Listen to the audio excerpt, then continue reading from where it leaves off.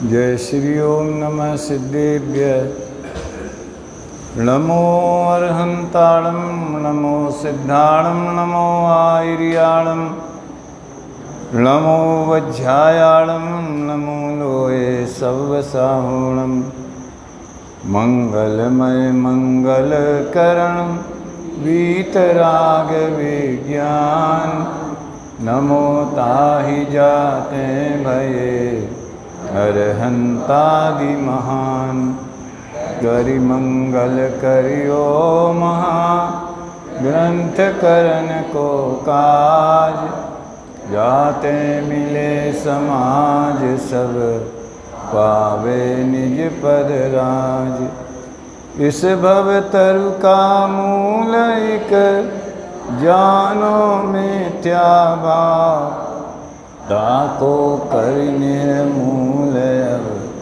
करिए मोक्ष उपाय।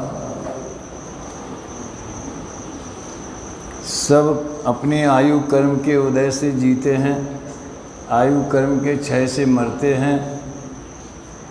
इस अटल सिद्धांत का प्रतिपादन निमित्त और उपादान दोनों की शैली से अभी पूज्य गुरुदेव श्री के व्याख्यान में अपन सबने सुना है। विषय तो इतना सरल है कि बिल्कुल जैसे गन्ने का रस अंदर उतर जाता है वैसे बुद्धि में आ जाए। 8 वर्ष का बच्चा भी समझ सकता है कि कोई किसी को मार नहीं सकता, कोई बचा नहीं सकता, बस हजम होने की बात है।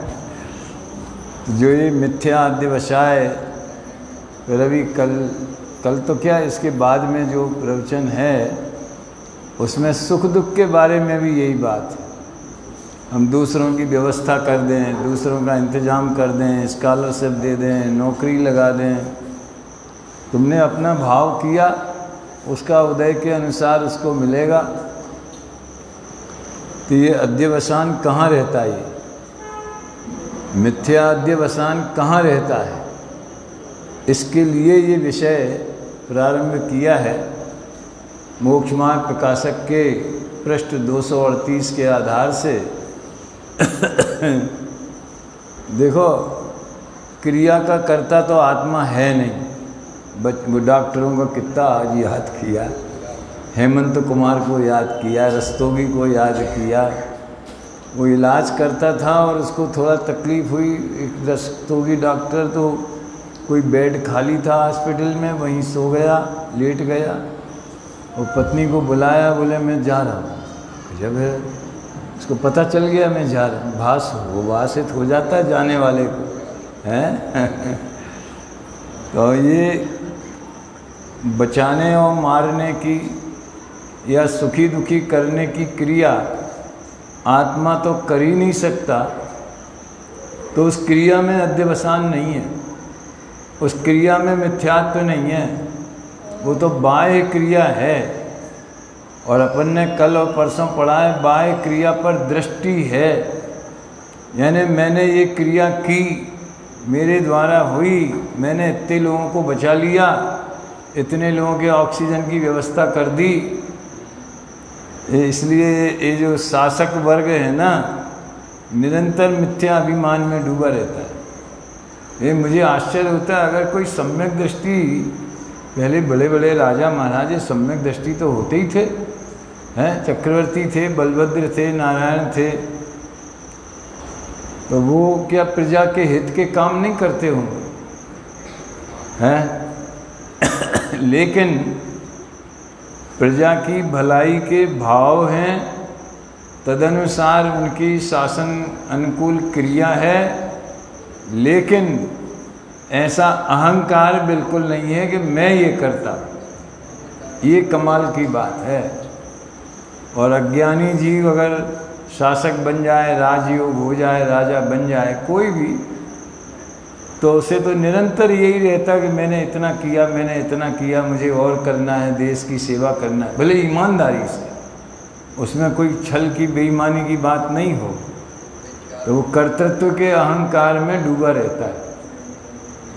यहाँ तो कहते हैं कि क्रिया में अध्यवसान नहीं है, और मारने अथवा बचाने के भाव में भी अध्यवसान नहीं है। अब राम रावण का युद्ध हुआ तो कितने बहुत से मरने वाले सैनिक सम्यक दृष्टि भी हो सकते। अब ड्यूटी है, सैनिक हैं, राजा की आज्ञा है लड़ने की, तो वो दूसरे को मार रहा है, दूसरा उसको मार रहा है। ऐसा प्रसंग बनता कि नहीं बनता? सब पुराणों में अपन देखते हैं। लेकिन उसके मारने के भाव में मिथ्या अध्यवसान नहीं है। अगर वो अज्ञानी है, यानी मिथ्यात और अनंतान मंदी का उदय है, तो उसके अभिप्राय में मिथ्या अध्यवसान है। मारने का भाव भले वो विरोधी हिंसा है, संकल्पी हिंसा नहीं है, तो भी मारने का भाव पाप भाव। और क्रिया तो मारने की उपचार से कही जाएगी कि पाप की क्रिया है। क्रिया में न पाप होता, न पुण्य होता, न धर्म होता। आज अपने को थोड़ा ये विषय भी लेना है। हाँ लेकिन मैं मारता हूँ, ये अध्यवसान महापाप है। और ध्यान से सुनिए, मैं बचाता हूँ, ये अध्यवसान भी महापाप है। गजब की बात तो ये है। ये जैन दर्शन का अनूठा छुपा हुआ रहस्य। अरे आचार्यों ने तो अभी आया था ना कि सर्वशुद्ध ज्ञान अधिकार में ही था ना वो, लोक में विष्णु को रक्षा, 318-19 वगैरह गाथाएँ। लोक में कहते हैं कि ईश्वर सबको बचाता है, सबका ध्यान रखता है, सृष्टि का पालन करता है। और जैन श्रमण अगर कोई ऐसा माने कि मैं 6 काय के जीवों की रक्षा करता हूँ, उसी के समान वो अज्ञानी मिथ्या दृष्टि है, उसको गृहीत मिथ्यात्व में ले लिए। तो भैया अगर ये मिथ्यात्व को हमने सीरियसली समझा, ये कहने सुनने की बात नहीं है, मात्र ऐसी बात नहीं है कि कोई इस युग में कांजी स्वामी नाम के महापुरुष हुए, उनने थोड़ी अपनी अलग धारा चलाई और वो बीच में लुप्त जैसी हो गई थी। तो कांजी स्वामी ने तो मिथ्यात्व के ऊपर ज़्यादा जोर दिया है। उनने तो जोर दिया है, तो अपन जोर कितना दे रहे, अपन उसको सीरियसली कितना ले रहे। अपन ये केवल कुंदकुंदाचार्य की बात है, दिगंबर शास्त्रों की बात है, गुरुदेव के द्वारा बताई गई बात है, इसलिए हमें इसकी महिमा है। यह सचमुच में हमें ये भाषित होता है कि नहीं, ये परम सत्य बात है। परंपरागत मानना अलग चीज़ है और अंदर में भाषित होके माने वो अलग चीज़ है। कल अपन ने परिणाम सुधरने बिगड़ने का विचार नहीं है, इस बात की भी चर्चा की। और परिणामों की परंपरा का विचार किया जाए तो परंपरा कैसी? तो आप कोई भी क्रिया होवे उसमें क्यों का प्रश्न चिन्ह लगाइए। आज उपवास किया है तो क्यों किया, समझ में आए ना? अब आपके जिसके जो उत्तर हुए वो उसमें क्यों लगावे? जो उत्तर आवे 2-4 बार लगाओगे तो आप अभिप्राय पे पहुंच जाओ या होनहार पे पहुंच जाओगे, मतलब दी एंड आ जाएगा। फिर ये परिणामों की परंपरा क्या है, ये परिणाम क्यों हो रहे हैं ऐसा, तो वो उसका उपाय यही है। हम सोचें कि हम जो भी कर रहे हैं वो क्यों कर रहे हैं। देखो अगर अपने इतने चिंतन की आदत भी अपनी पड़ गई ना, अपने को अपने ज्ञान की अदालत में खड़ा करें। कोई भी लौकिक कार्य भी हो गए, चुनाव में खड़े हैं तो क्यों खड़े, अध्यक्ष बन रहे तो क्यों बन रहे, समझ में आया ना? किसी पार्टी का समर्थन कर रहे, वोट दे मांग रहे, उसके लिए तो क्यों मांग रहे। इसमें बहुत पोल निकलेगी, इन बातों में पोल वो क्यों निकालो तो हैं कि अपने सारे अभिप्राय में जो कषाय बैठी है वो भी ख्याल में आ जाएगी। तो मैं लौकिक क्षेत्र में, सामाजिक क्षेत्र में, पारिवारिक क्षेत्र में भाई भाई से प्रेम है तो क्यों है और नहीं है तो क्यों नहीं है, मुकदमेबाजी है तो क्यों है, बेटे को इंजीनियरिंग पढ़ा रहे तो क्यों पढ़ा रहे, शास्त्री पढ़ा रहे तो हर बात में क्यों लगा, अपने बारे में कि हम ऐसा क्यों कर रहे हैं। तो ये परिणामों की परंपरा है। फिर दूसरा शब्द कल आया था, अभिप्राय में जो वासना है। वासना शब्द आजकल जो है, वो भी जो सुबह ब्रह्मचर्य का विषय था, वो एक तरह से भोगों की वांछा के रूप में ही प्रयुक्त होता है। मुख्यतया काम भोग की वांछा के रूप में प्रयुक्त होता है कि वासना है। लेकिन वासना का अर्थ निरंतर बहने वाली धारा, भोगों का परिणाम अलग चीज है। शेर सुदर्शन कोई योगी नहीं थे, वो ब्रह्मचारी नहीं थे, अणुव्रती होंगे जरूर, ब्रह्मचर्य अणुव्रती होंगे, तभी तो इतना बड़ा उपसर्ग सहन किया है। लेकिन स्वस्त्री भोग भोगते हुए भी अभिप्राय में वासना नहीं थी। इसका क्या मतलब है? और द्रव्यलिंगी महाव्रत जैसा आचरण करता है, द्रव्यलिंग अकेला द्रव्यलिंग जिसको हो। वैसे जिनको भावलिंग होता है उनको द्रव्यलिंग तो होता ही होता है, वे कोई अलग अलग नहीं है कि कोई जमात द्रव्यलिंगियों की अलग हो और भावलिंगियों की अलग हो। अंदर में 3 कसाय चौकड़ी का अभाव, वो भावलिंग है। लिंग माने पहचान, और जो बाह्य में 28 मूल गुण की क्रिया, वो द्रव्यलिंग है। लेकिन बिना भावलिंग के द्रव्यलिंग वाला को क्रिया में भले महाव्रती है कहा जाएगा, देखा जाएगा, उसकी विनय वगैरह भी वैसी होगी, क्योंकि किसी को क्या पता अगर निर्दोष आचरण है तो। लेकिन अभिप्राय में वासना चल रही, सुख बुद्धि अभिप्राय की वासना माने भोगों में सुख बुद्धि, ये अभिप्राय की वासना है। अपने पास एक ही पीरियड है, ज़्यादा लंबा करने का समय नहीं है। मैं एक डायबिटीज़ के मरीज का उदाहरण देके इस बात को कहता हूँ। दूसरे ढंग से वो टोडरमल जी ने भी लिया है। जैसे यहाँ किसी को डायबिटीज़ हो गई, शुरू में पकड़ में नहीं आई, अपना घरेलू इलाज करते रहे, फैमिली डॉक्टर से ही कराते रहे, फिर भोपाल जैसी जगह में दिखाया, लेकिन वहाँ भी समझ लो उस टाइप की जांच ही सही नहीं हुई। अब बम्बई जैसे, दिल्ली जैसे बड़े एरिया में पहुँचे, अब जांच वाँच हुई तो डॉक्टर ने कहा कि केस बिगाड़ लेते हो तब यहाँ आते हैं, हम कोई भगवान है क्या? पहले तो उसने अच्छी डांट लगाई। तो मरीज बोला कि साहब अगर हमारे गांव में ही केस सुधर जाएगा तो आप क्या करोगे फिर? और केस बिगड़ गया है, वही लोग तो इधर आते अपना घर बार छोड़ करके, इतना खर्चा करके।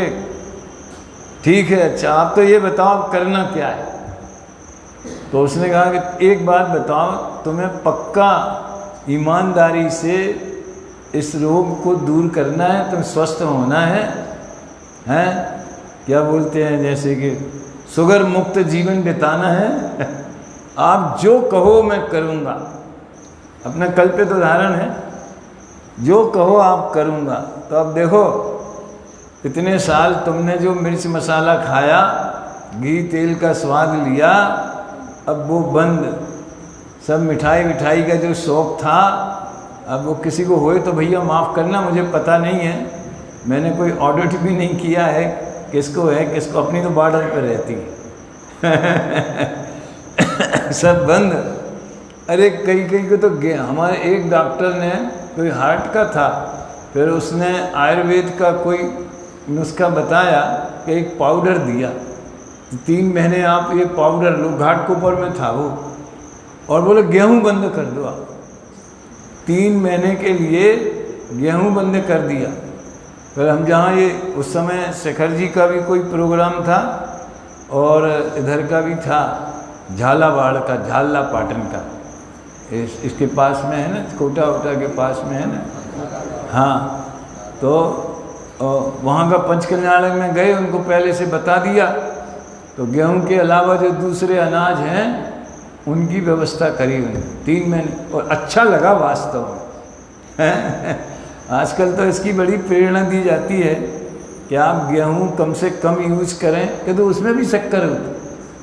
हमने सुना केले में होती है, आम में होती है, चीकू में होती है, अंगूर में, जितने फल अच्छे लगते हैं ना सब में होती है। हाँ, और उसके गेहूं में होती। तो ये सब बंद। वो कहे महाराज क्या नहीं खाना, क्या नहीं खाना, ये तो छोड़ो, क्या खाना उसकी लिस्ट बता दो आप, अस्थि से कथन करो। तो उनने अब तो तुम करेले का जूस पिया करो और उबली हुई क्या बोलते लौकी की सब्जी, वो बस, और समझ लो, और बाकी समझ लो जो भी बताया हो। तो वो मान गया। मुझे तो क्रिया परिणाम और अभिप्राय में लाना है उसको। आते ही साथ बिल्कुल घर में कह दिया गया इसी वक्त से मेरा जो है मेनू चेंज कर दो और मेरे को ये चीज़ खाना, ये नहीं खाना। तो क्रिया में सबसे पहले कंट्रोल किया। ये तो उपचार से कह रहा हूँ, वो तो क्रिया तो वैसी नहीं होनी थी, वो बात अलग है। यहाँ तो भाषा में तो व्यवहार आता ही है ना, सौद्रव्य परद्रव्य को मिला के निरूपण करता है ना, तो अपन भी तो निरूपण ही तो कर रहे तो क्रिया में कंट्रोल किया, लेकिन अब भाव तो होते ही थे। और सबसे बड़ी बात, डायबिटीज़ तो उसको थी, पत्नी को नहीं थी, बच्चों को नहीं थी, तो दूसरे उसकी सजा क्यों भोगें? कि दूसरों का भी गेहूं बंद, दूसरे के भी आम बंद, ये कैसे हो सकता है? किसी का बच्चे का जन्मदिन हो, कुछ होवे, मेहमान आवे तो मिठाई भी बने, तो कभी कभी मन चलित हो जाए तो बोले एक गुलाब जामुन देना तो पत्नी ऐसी डांट लगाए जैसे पुलिस कमिश्नर पुलिस के सिपाही को या प्रिंसिपल किसी फेल होने वाले स्टूडेंट को, समझ में आया ना, डांट लगाता है।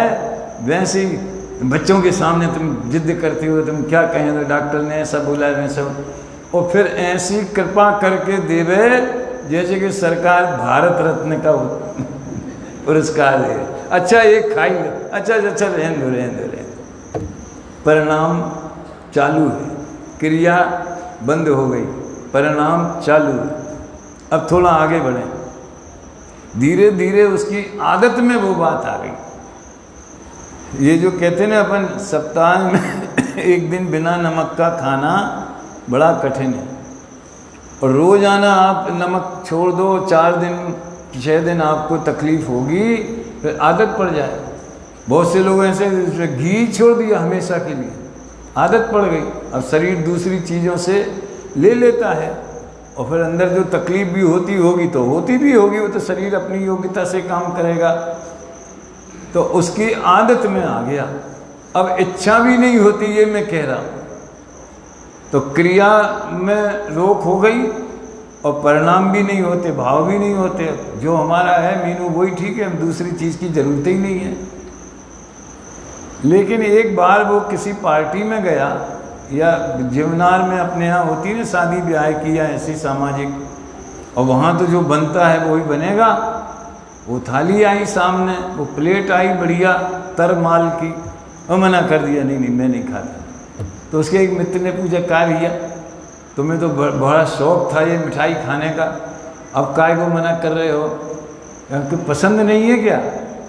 देखो साहब, पसंद की बात मत करो, मिठाई खाना बंद कर दिया इसका ये मतलब नहीं है कि मिठाई खाना की रुचि खत्म हो गई। अच्छी तो लगती है, लेकिन अब क्या करें, अब वो दिन गए जब पसीना भी गुलाब था, समझ में आए, कहावत है कोई तो इसलिए उसको उसकी रुचि पड़ी हुई है। इसका नाम है अभिप्राय में वासना। ये बहुत गंभीर बात है। हम सबको अपना अभिप्राय निष्पक्ष ज्ञान में टटोलना चाहिए कि हम जो भी क्रिया कर रहे हैं तो हम अपने को उसका कर्ता मानते हैं कि नहीं। जो भी भाव हमारे हो रहे हैं उनमें हमारी एकत्व बुद्धि कर्तृत्व बुद्धि है कि नहीं। ये जो बंद अधिकार में चलता है, पूर्व रंग में चलता है, वेद ज्ञान की बात चलती है, तो वो हमारे श्रद्धान में तो हो तो बहुत बढ़िया बात है, उसका तो बेड़ा पार हो गया। लेकिन तत्व निर्णय में मेरी सोच वैसी बनी कि नहीं बनी, मैं इसके ऊपर बहुत जोर देता हूँ। देखो, सम्यक्त का पुरुषार्थ तो वास्तव में एक अपेक्षा देखा जाए तो शुरुआत में भले कहते हैं कि हमें पुरुषार्थ करना है और उसके लिए प्रयत्न करना है, तत्व निर्णय करना है, उसके बाद में सहज होता है। सहजता का खेल है ये, सब परिणाम सहज होते हैं। पुण्य पाप के परिणाम भी करने नहीं पड़ते, और करने के विकल्प भी होवे तो भी विकल्प से वो कार्य नहीं होता है। हम चाहेंगे आज जैसे आपके परिणाम रहे, जिसके भी जैसे सवेरे ठाठ से पूजन विधान किया, फिर बहुत से लोगों ने अनशन और मोदर रस परित्याग कुछ न कुछ किया ही होगा, कल भी वैसे परिणाम करो। समझिए, एक विधान कल भी रख दे में 2 घंटे का, 1 घंटे का, जैसे रोज होता है। अब न हमारे भाव होंगे न तुम्हारे भाव होंगे। मेरे जीवन की एक बहुत बढ़िया घटना है कि एक बार हम कलकत्ते जाना था और जबलपुर गए थे, वहाँ से कलकत्ते जाना था। तो सवेरे 5 बजे ट्रेन शिखर जी से होकर के, पारसनाथ से होकर के पास होती थी, रुकती नहीं थी। तो हमें दूर से ही वो समझ लो पहाड़ वगैरह दिखने लगे, पर इतने निर्मल परिणाम हुए उस समय हमारे ट्रेन में बैठे बैठे, और हमने वो बाबूजी वाली सिद्ध पूजा पढ़ी पूरी, उन पहाड़ों को देखते देखते तो ऐसा लगा कि मानो हमने सिद्धालय में जाके सिद्धों की वंदना की। वो मुझे आज भी याद है, वो भाव भूमि। ऐसा अकेले ही थे, कोई दूसरा नहीं था साथ में। 25-30 साल हो गए होंगे। अब 1-2 साल बाद शिखर जी की यात्रा निकली या कोई प्रोग्राम हुआ तो हम बड़े खुश हुए कि अब तो साक्षात जाएंगे, अब तो फिर अब तो कहने क्या है तो उससे भी अच्छे होंगे परिणाम। लेकिन वैसे नहीं हुए, चढ़ते चढ़ते जो दुर्दशा हुई है शरीर की और मन की, और थोड़ा बहुत समझ लो कोशिश करके थोड़ी विनती पड़ी, स्तुति पड़ी, तो चले आए थे। वो हम गया, देखो बताओ, अपना परिणाम अपने हाथ में नहीं है, अपने भाव अपने हाथ में नहीं है, तो परिणामों का कर्ता ये गुरुदेव श्री ने महामंत्र दिया कि विकारी परिणाम का कर्ता तो तू है नहीं, परमार्थ से देखा जाए तो तेरी निर्मल पर्याय का सम्यक दर्शन ज्ञान चारित्र का भी कर्ता एक अपेक्षा से तू नहीं। तू कौन, हम कौन? ज्ञायक। ज्ञायक को खड़ा करो तो परिणाम अपने स्वकाल में अपनी योग्यता से, अपने सटकारक से होता है। इसलिए एक गुरुदेव की ये स्टाइल बहुत आती है समय सार के प्रवचनों में। द्रव्य पर्याय को नहीं छूती, पर्याय द्रव्य को नहीं छूता, ध्रुव द्रव्य पर्याय का स्पर्श नहीं, पर का स्पर्श करने की बात तो बाउंड्री के बाहर, और राग का स्पर्श करने की बात दरवाजे के बाहर, और निर्मल पर्याय का भी स्पर्श करने की बात श्रद्धान के बाहर। 3 गेट बना दिए, 3 गेट बनाए। कौन कौन से?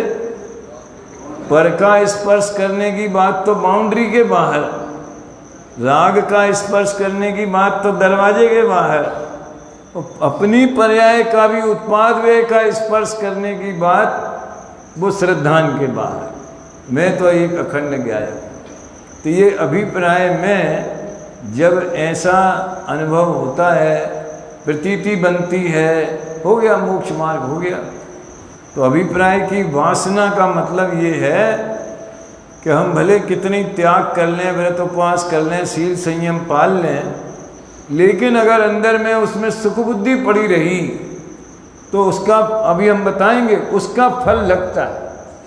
क्रिया का तो लगते ही नहीं है, भावों का लगता है, और भावों से अनंत गुना अभिप्राय का लगता है। अभिप्राय की वासना। आपके मन में प्रश्न होना चाहिए कि वो सुख बुद्धि न हो, इसका क्या उपाय है? पर की कर्तृत्व बुद्धि न हो, परिणामों की कर्तृत्व बुद्धि न हो। अहो चित परम अकर्ता नाथ, अरे वह निष्क्रिय तत्व विशेष, अपरिमित अक्षय वैभव कोश, सभी ज्ञानी का वह परिवेश, कैसे हमारे सिद्धांत में आए, कैसे ये कर्ता बुद्धि टूटे, कैसे ये अभिप्राय की वासना, वो मिथ्या वासना मिटे और सम्यक अभिप्राय प्रकट होवे। तो यही उपाय निरंतर चलता है। जो यहाँ स्वाध्याय चलता है, सारे भारत के मंडलों में जो स्वाध्याय परंपरा चलती है, पूज्य गुरुदेव श्री की वाणी जिसका आधार है, तो यही तो बताया जाता है। कभी कभी पंडित जी पूछते थे धन्नालाल जी, तो महाराज विधि तो बताओ, ऐसा बोलते थे भरी सभा में, तो महाराज कुछ विधि तो बताओ। तो गुरुदेव हंसने लगे, और क्या चलता है, यही तो चलता है, और क्या चलता है, दृष्टि पर में है, उसको मोड़ के अपने स्वभाव में लाना। और हमारी ये समस्या है कि एक तरफ कहते हैं कि परिणाम अपनी योग्यता अनुसार होता है, एक तरफ कहते हैं कि परिणामों को अभिप्राय सुधारो, तो अभिप्राय भी तो परिणाम है। वो तो श्रद्धा को अलग से फोकस करने के लिए अभिप्राय नाम की पर्याय को अलग से बता दिया, और पाप पुण्य और क्षयोपशम ज्ञान को अलग रख दिया। समझ में आती बात? ताकि वो श्रद्धा की पर्याय के ऊपर ज़्यादा जोर हो सके, चर्चा हो सके। नहीं तो वो भी पर्याय है, वो भी श्रद्धा गुण की क्रिया है, वो भी परिणाम है। तो हम उसके करते ही नहीं हैं, तो कैसे हम उसको पलटेंगे? ये प्रश्न होना चाहिए कि नहीं चेतन लाल? हैं? अरे तुम्हारे प्रश्न में ही उसका उत्तर बैठा है भाई साहब। क्या है? आपने क्या प्रश्न किया कि जब हम परिणाम के कर्ता भी नहीं हैं, तो हम अपने अभिप्राय को कैसे पलटें? तो तुम्हें पता चल गया ना तुम कर्ता नहीं हो, तुम्ही ने बोला ना, ये प्रश्न तुम्ही ने रखा है ना कि हम अपने परिणाम के भी कर्ता नहीं हो, इतनी बात की श्रद्धा है, पलट गया अभिप्राय। इसी का नाम तो पलट, वही फार्मूला कि तुमने कहा भगवान ने जो देखा है सो होगा, पक्की बात है, हिलना नहीं अब है। तो भगवान की श्रद्धा है ना, तो जिसको भगवान की श्रद्धा है कि भगवान ने जो देखा है वो होगा, उसका तो काम हो ही गया। भगवान ने तो उसका सम्यक दर्शन देखा है इसी श्रद्धांत में, यही सम्यक दर्शन है, और अल्पकाल में उसकी मुक्ति देखी। इसलिए इनमें विरोधाभास नहीं है प्रकाश जी, कि एक तरफ आप कहते हो कि परिणाम मात्र के कर्ता नहीं है, दूसरी तरफ कहते हो कि अभिप्राय को सुधारो, निर्मल पर्याय तो उत्पन्न करो, इत्यादि इत्यादि, सात तत्व का सिद्धांत करो, तत्व निर्णय करो, विचार करो। तो जब हम करते ही नहीं है तो क्या विचार करें?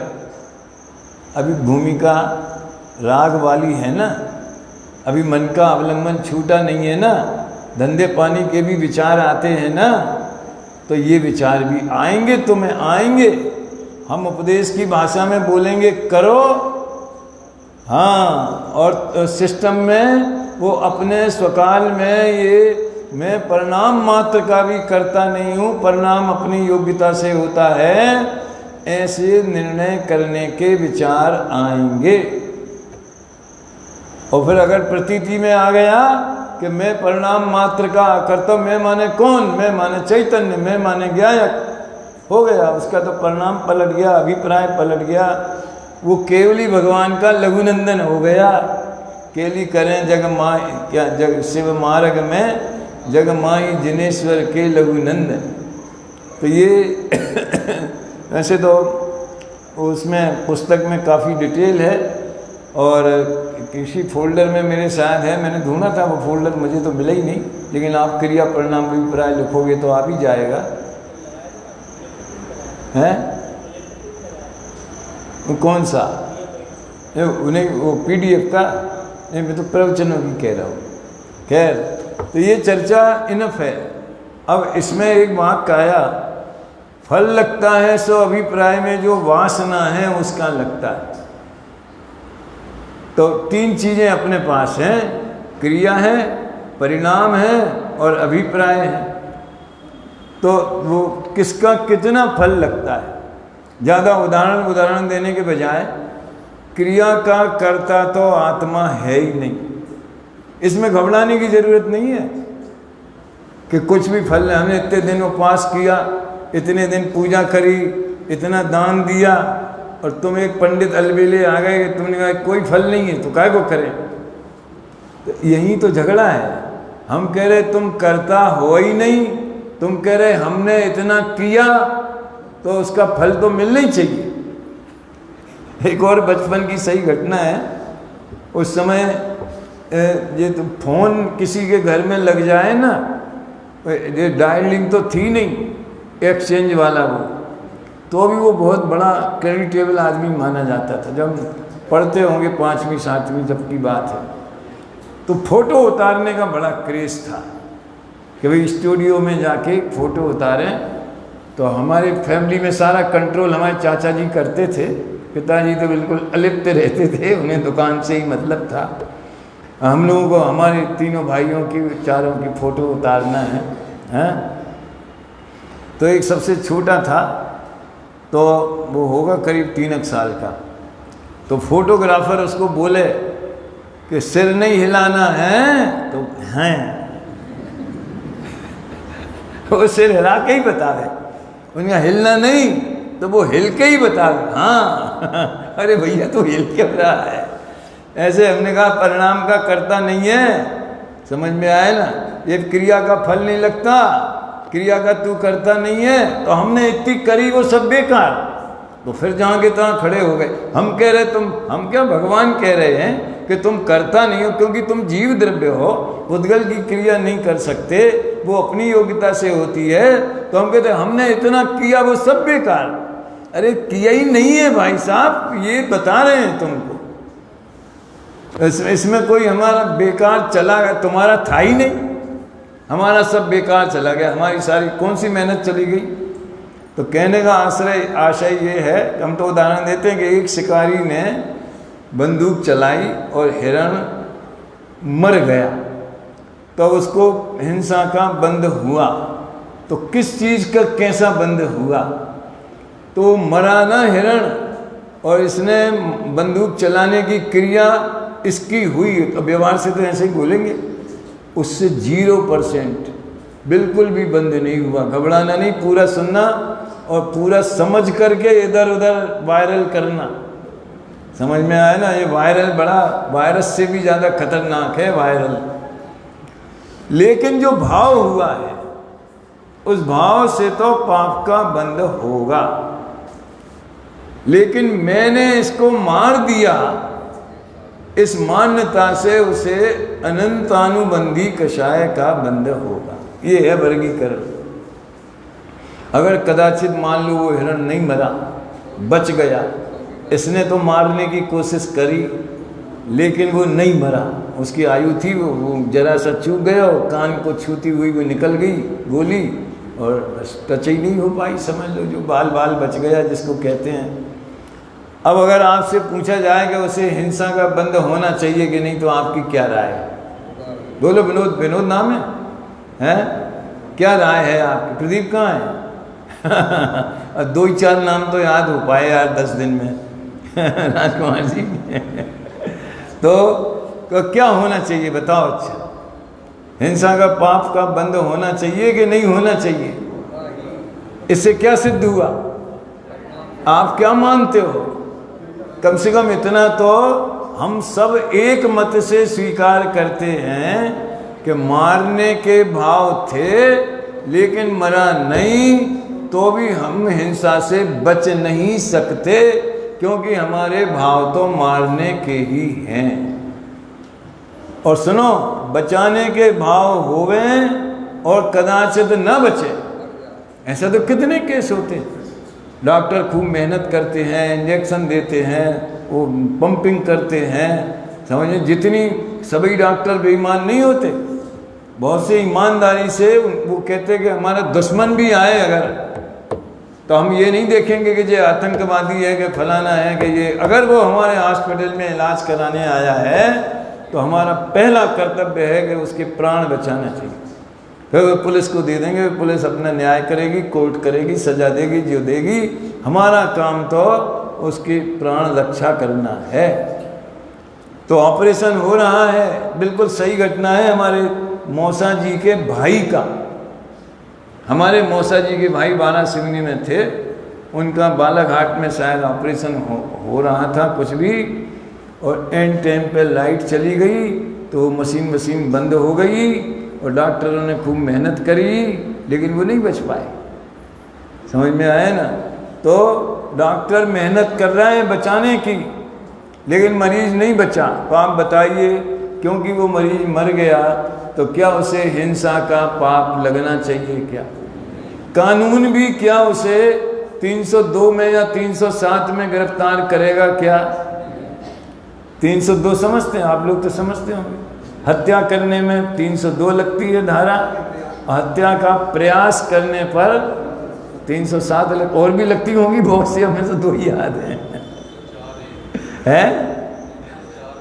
हाँ, जो भी होवे, तो मेरे कहने का आशय ये है तो अच्छा, तो उसको पुण्य बंद होगा कि नहीं होगा?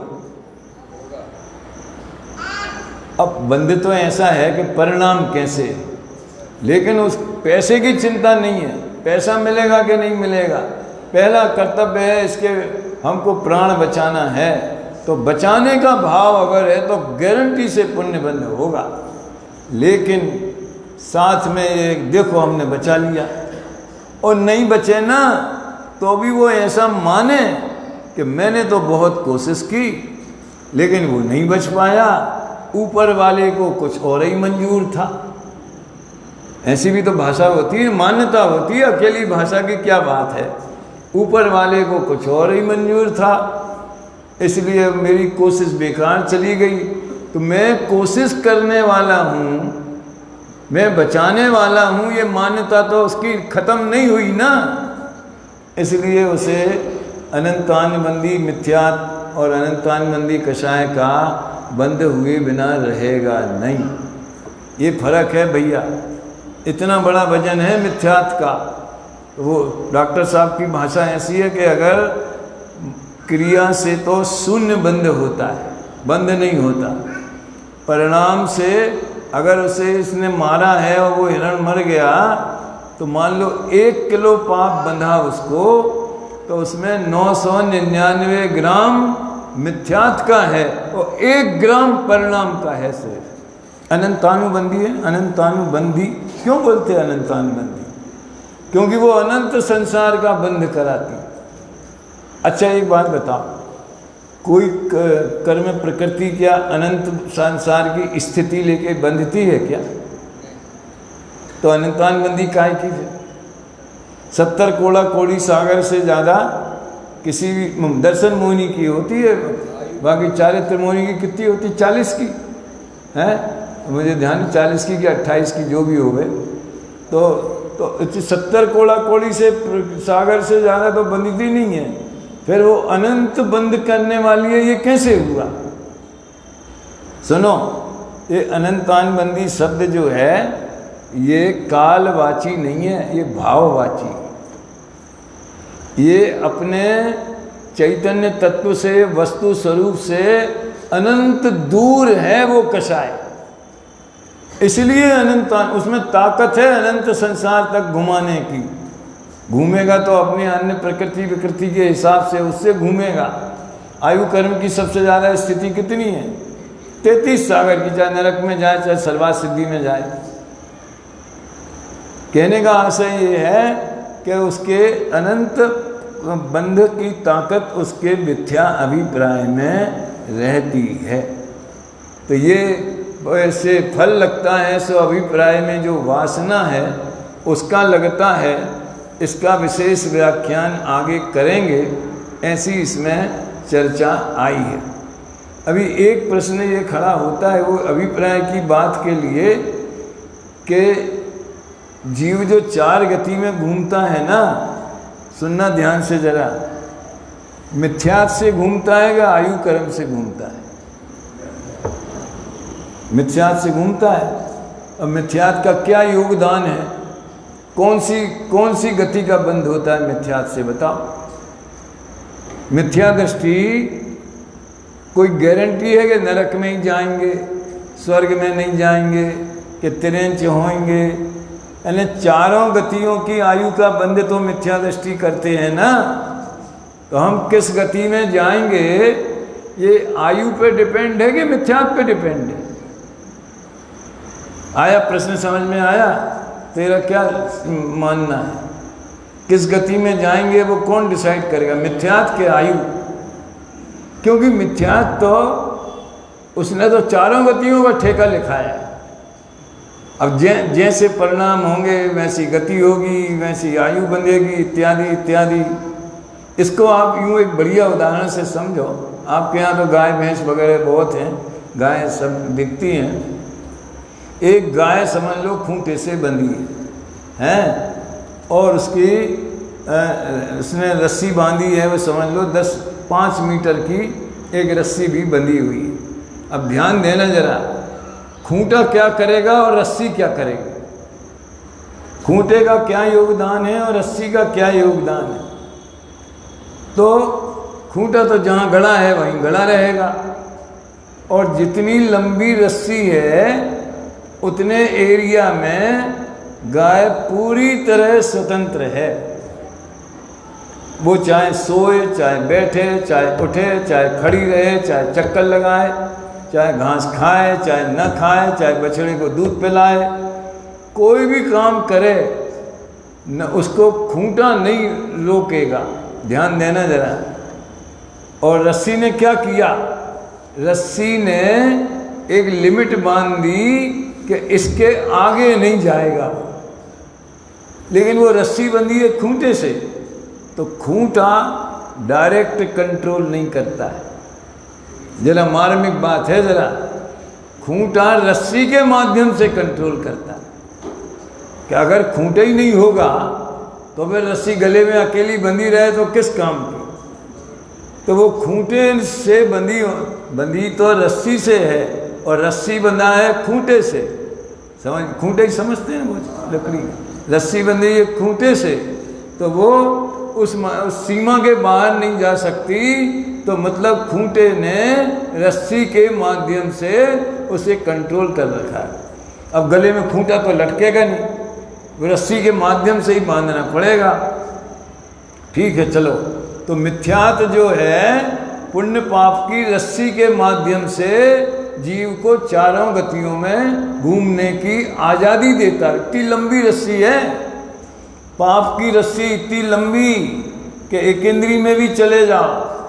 नरक में तो कम से कम इतना तो पुण्य का उदय है कि संगी पंचेंद्री होता है। समझ में आया? लेकिन एक इंद्री में तो कुछ भी नहीं है, समझ लो एक जीव मात्र है बस, स्पर्शन इंद्री। तो पाप की रस्सी इतनी लंबी और पुण्य की रस्सी कितनी लंबी? मिथ्या दृष्टि के भी पुण्य की रस्सी कितनी लंबी? 9वें गिरवक तक चला जाए, अंतिम ग्रीवक लौकी हद पायो अनंत वीर्यापद। ठीक है, तो संसार में घूमता है वो पुण्य पाप के कारण। और पुण्य पाप किससे बंधे हुए हैं? मिथ्यात्व से बंधे हुए हैं। अब वो गाय समझ लो उसने सोचा कि यार ये बंधे बंधे बंधे तो हम कहीं जा ही नहीं सकते, चलने नहीं जा सकते, घूम फिर नहीं सकते। अब वो धीरे धीरे वो रस्सी को तान के खूंटे को उखाड़ना चाहती। एक एक पॉइंट उदाहरण जो है ना इसमें फिट होता है। क्या करती है गाय बाहर निकलने के लिए? सुनो, मिथ्यात्व ने चारों गति में घूमने के लिए जीव को पूरी आज़ादी दी, तो कंट्रोल कहाँ है? किस बात का? मोक्ष मार्ग में कदम नहीं रख सकती। बस क्या घूमो आराम से, एक इंद्री में, 2 इंद्री में, पंच परावर्तन करो, है ना?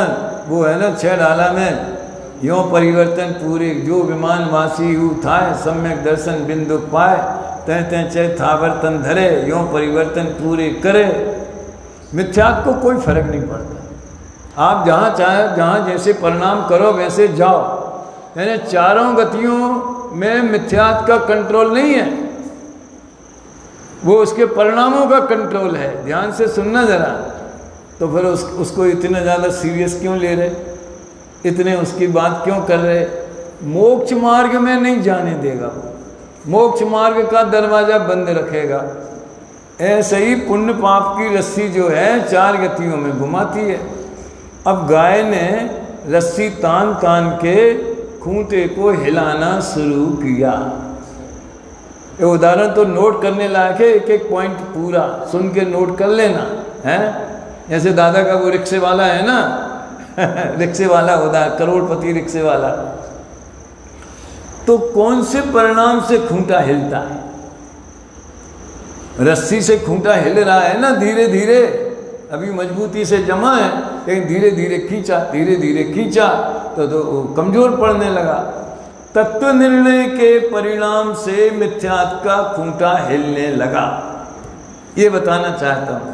क्या?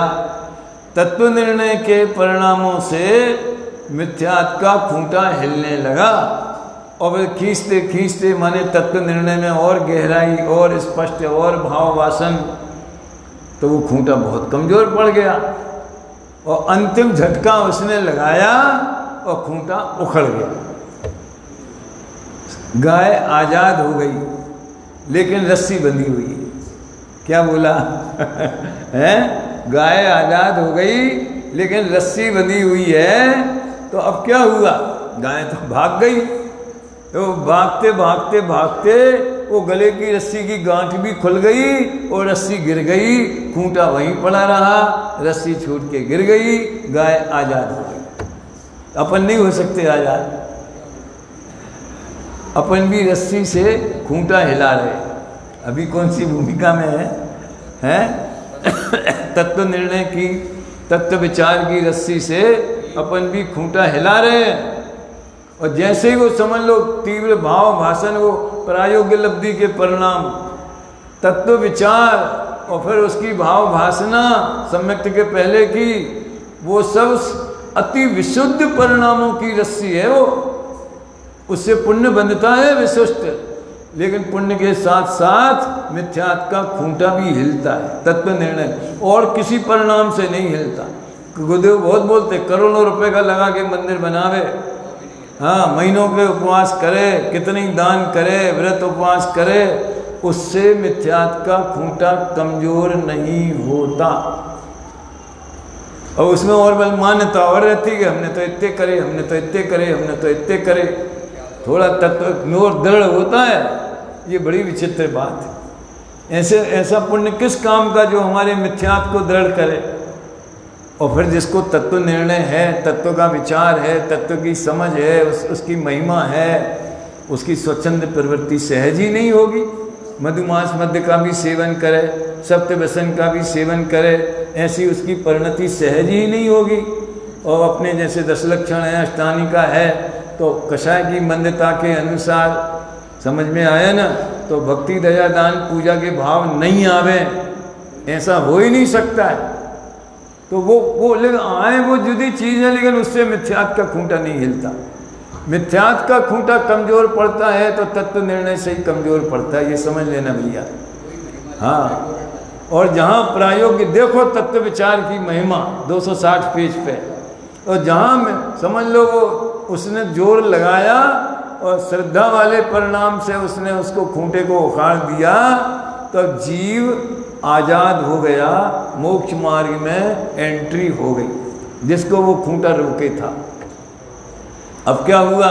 वो रस्सी तो अभी गले पड़ी है। 6वें गुण स्थान तक पाप की रस्सी है चरणान योग के हिसाब से देखा जाए, और 10वें गुण स्थान के अंत समय तक और सूक्ष्म लोभ जहाँ तक विद्यमान है वहाँ तक पुण्य की रस्सी है। लेकिन फिर उसको उसकी परवाह नहीं रहती। वो रस्सी जो है गाय को आज़ाद करने में बाधा नहीं देती। अब वो अपने हिसाब से चलती रहती है, रस्सी थोड़ी सी लटकती रहती है, गाय आगे बढ़ती रहती है। ऐसे वो पुण्य पाप की रस्सी मिथ्यात्व के बिना वो अपने उग्र पुरुषार्थ से सहज ही छूट जाती और गाय आज़ाद हो जाती। कहने का आशय ये है कि जब अपन चर्चा करें क्रिया परिणाम अभिप्राय की, तो ये अभिप्राय कैसे पलटे, सम्यक दर्शन कैसे हो गए, इसकी भी तो बात आनी चाहिए ना। तो आज 2 बातें मेन बताई।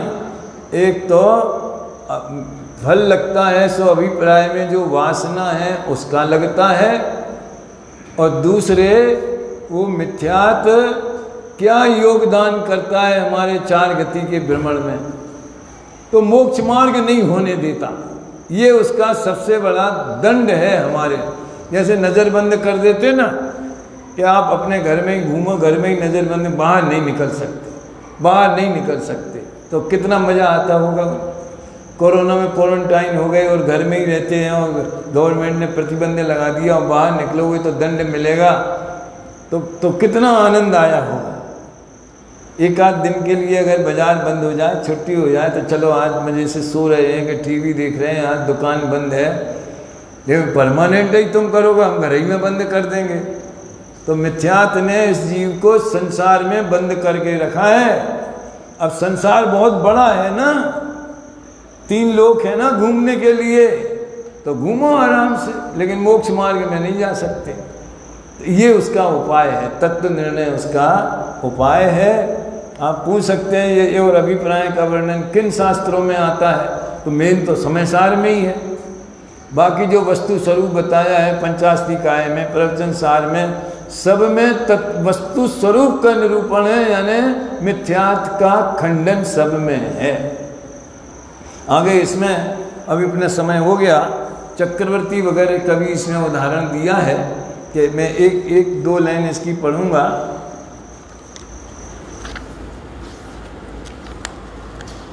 ये पेज नंबर 243 है, तो बढ़िया पूरा पेज पढ़ने लायक है, लेकिन अब उतनी गुंजाइश अपनी भी नहीं दिख रही है। देखो क्या भूल रहती है द्रव्यलिंगी की, क्या भूल है द्रव्यलिंगी की, क्या विशेषता है, ये ऊपर के पैराग्राफ में कल पढ़ लेना 243 पे। और नीचे अब इनके धर्म साधन कैसे हैं और उसमें अन्यथा पना कैसे है। प्रथम तो संसार में नरक आदि के दुख जानकर, स्वर्ग आदि में भी जन्म मरण आदि के दुख जानकर संसार से उदास होकर मोक्ष को चाहते। मोक्ष मेरा स्वरूप है, उसमें मेरा अतीन्द्रिय आनंद प्रकट होता है, इसलिए मोक्ष चाहते हैं, ऐसा नहीं है। वो रिएक्शन में चाहते हैं। संसार में दुख है ऐसा शास्त्रों में लिखा है, इसलिए हमें मुक्त होना है। और बहुत से लोग तो मोक्ष जाना है ऐसी भाषा बोलते हैं। मैं सोचता हूँ इसमें करेक्शन होना चाहिए। वो कोई क्षेत्र नहीं है जहाँ जाना है, मुक्त होना है। कैसे होना है? दुखों से मुक्त होना है, मोह राग द्वेष से मुक्त होना है। तो पंडित जी ने कमेंट्स किया कि इन दुखों को तो दुख सभी जानते कि नरक आदि में दुख हैं, स्वर्ग में भी जन्म मरण है, वहाँ भी विषयों की तृष्णा बहुत है, ये तो सब दुख जानते हैं। तुमने कौन सी बड़ी बात इसमें नई कर ली? द्रव्यलिंगी के लिए कहते हैं। अब ये वाक्य देखना, इंद्र अहमिंद्र आदि, अहमिंद्र के लिए भी लिखा है। आश्चर्य की बात तो ये है, विषयानुराग से इंद्रिय जनित सुख भोगते हैं, उसे भी दुख जानकर निराकुल सुख अवस्था को पहचान कर मोक्ष को चाहते हैं, वे ही सम्यक दृष्टि जानना। सम्यक दृष्टि में लिया ना। अब इनके क्रिया परिणाम अभिप्राय इस वाक्य में ढूंढना है। क्या? इंद्र अहमिंद्र आदि विषयानुराग, ये काय में जाएगा? क्रिया में के परिणाम में के अभिप्राय में? बोलो, सोच के बोलो। विषयानुराग काय में जाएगा? ये परिणाम, विषयों के प्रति अनुराग है, विषय भोगने की चाह है। इंद्रिय अहमिंद्र की बात है ना। और क्रिया कौन सी है? इंद्रिय जनित सुख भोगते हैं। तो जिस स्वर्ग में जैसी योग्य हो गए, समझ में आया? तो इंद्रिय सुख भोगते हैं वो क्रिया, विषयानुराग है वो परिणाम, और अभिप्राय उसे भी दुख जानते हैं, ये अभिप्राय। और निराकुल सुख अवस्था को, निराकुलता को सुख जानते हैं, इंद्रिय सुख को दुख जानते हैं, निराकुल अवस्था को सुख जानते हैं, और मोक्ष चाहते हैं माने कि निराकुल सुख चाहते हैं। वे सम्यक दृष्टि। ये देखो क्रिया और अभिप्राय को फिर किस ढंग से उन्होंने बताया। बाकी और भी बातें हैं, आप सब इसको हमारे साथ में अधिकार के प्रवचनों में भी सुन सकते हैं। तो मैंने थोड़ा जानबूझ करके ये विषय इसलिए लिया ताकि आप सबके ख्याल में आवे, खासकर जो विशेष इस दशलक्षण के निमित्त से स्वाध्याय का लाभ लेते हैं उन्हें इसकी रुचि बढ़े। और यहाँ जो धारा निरंतर स्वाध्याय की चलती है, मुझे बताया गया 15 वर्षों से पूज्य गुरुदेव श्री की वाणी के आधार से ये जो पवित्र जिनवाणी गंगा बह रही है, तो ये मात्र 10 दिन की फॉर्मेलिटी का कार्यक्रम नहीं होना चाहिए। गुरुदेव कहते हैं स्वाध्याय तो आत्मार्थी की खुराक है। तो अगर सचमुच में हित करना है भैया, 10 दिन की फॉर्मेलिटी करना हो तो बात दूसरी है। प्रदीप जी, सुबह नहीं आ सको तो शाम को भी होता होगा ना, सुबह दोपहर तो दोपहर में आ जाए, उसमें तो क्या है। चलो अभी समय हो गया, इसलिए यहीं विराम देते हैं।